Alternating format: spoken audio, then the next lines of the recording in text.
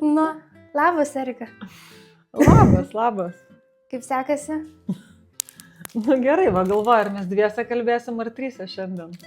Pasižiūrėsim, kaip čia gausis. Tai praėjo kiek? Porą savaičių turbūt nuo tada, kai pasileidom aliejuką mūsų. Ir sulaukėm labai gerų atsiliepimų iš klientų. Labai visiems patinka ir iš tikrųjų jau daug kartų esam darę tokius, aliejus darau ir veidui, ir kūnui, ir klientas jau įpratusios. Tai ateina ir sako, kur tas mano aliejukas, kur aliejus veidui. Nėra, sakau, nes limituotas leidimas.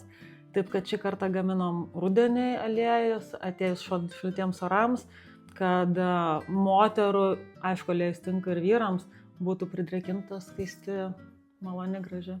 Iš vienos klientės gavom iš tikrųjų atsiliepimų, kad per porą savaičių raukšlės dingo. Po akim.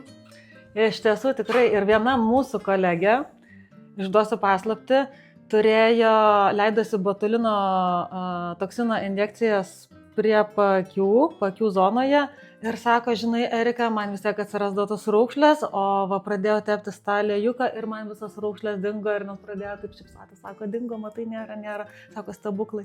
Tai jinai grįžo pas mus po porą savaičių ir dar 3 buteliukus nusipirko. Taip, kad tikrai galiu sakyti, kad toks aliejus yra be galo veiksmingas. Tik reikia nepamiršti, kad jos reikia naudoti ant drėgnos odos. Ir taip pat noriu paminėti, kad šitie aliejai yra organiniai, labai aukštos kokybės, be chemijos, be jokios sintetikos, sintetinių priedų, parabenų, natūralus produktas. Tai puikiai dovana, tiek savo, tiek kažkam iš artimųjų. Taip, bet apskritai, kas rūpinasi savo veido oda, arba jeigu netgi tiems, kas net nėra bandę aliejų ant veido, nes daugelis galvoja, kad jeigu tepsime aliejus ant veido, tai oda bus riebi, užsikimš poros, negalės kvėpuoti, ir apskritai sugadinsim savo veido odą. Aš pati aliejus jau naudoju ko ne 20 metų, tai bent jau mano veido odai tai yra tikrai stebuklas, nenaudoju jokių nei injekcijų, nei filerių, o tiesiog vakarais arba ryte, kada turiu laiko, išsimasažuoju savo veido odą ir šią dieną esu jo labai patenkinta, tarp kitko.